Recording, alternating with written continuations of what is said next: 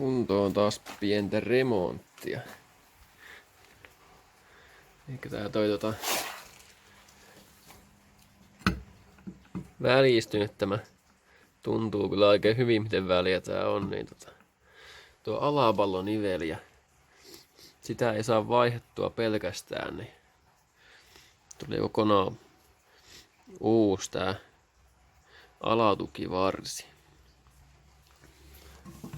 Ja olihan tää muutenkin vähän tämmönen huono, joku vertaa uuteen.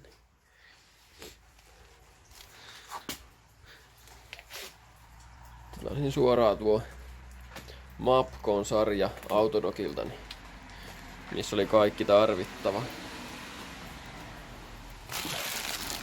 Kaiken näköistä hilpeettä tuli mukana. Niin. Kaikki muut paitsi pultit, niin kaikki muut täällä on mukana.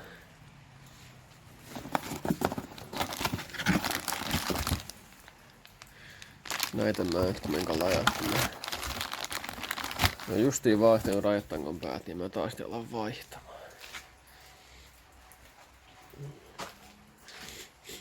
Mutta joo, laitetaan nuo nyt sinne seuraavaksi. Ja samallahan tänne tuli uusi tää moottorin kannake tai tukikumi, mitä tää nyt sanotaankaan. Nyt mä tein tänne vähän modia, eli mä täytin nuo kaikki reijät tuosta multibondilla, niin tuli vähän tukevampi. Ja jos tämä nyt kestäisi, kun se aina repeisi niistä. Täällä oli 3 semmoista kumia tavallaan, niin ne aina repeisi ne niin irti, niin ei tahtonut oikein kestää. Mutta jos nyt jos tää nyt kestäisi, ainakin on huomattavasti jämerämmä oloinen nyt kuin mitä oli ennen. Joo, semmonenkin sinne tulee. Tuonne alle. Jos sitten tuo moottorikin eläisi vähän vähemmän. Taas. Mutta joo. Jatketaan hommaa. No joo. Tämmöstä sitä löytyi nyt. Elikkä toinen alatukivarsi, niin siellä oli yksi pusla hajalla. Muuten tämä oli aivan eheä ja muuten kuuntelevan timmi ja alapallonivelo eheä. No, toisessa taas on tämä väli, tämä alapallo täältä.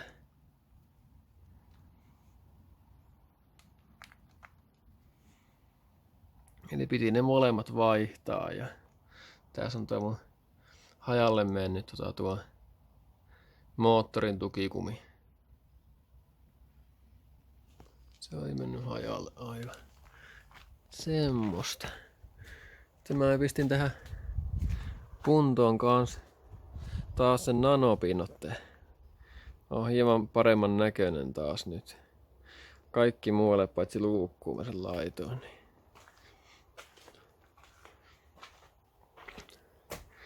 Ei viitti sinne laittaa, kun pitää se maalla kumminkin taas piakkoin. Mutta semmonen. Sellainen sitä tuli. Ihan nätin näköinen. Taas kiiltää ainakin vuoden. Joo, ja kävi testiajoillakin jo niin oli huomattavasti parempi nyt. Hei, hakenut tai mitään autoni. Kannatti taas tehdä. Ja toinen noista oli muuten vielä alkuperäinen noista tukivarsista. Ja toinen oli vaihtu joskus 5 vuotta sitten ehkä.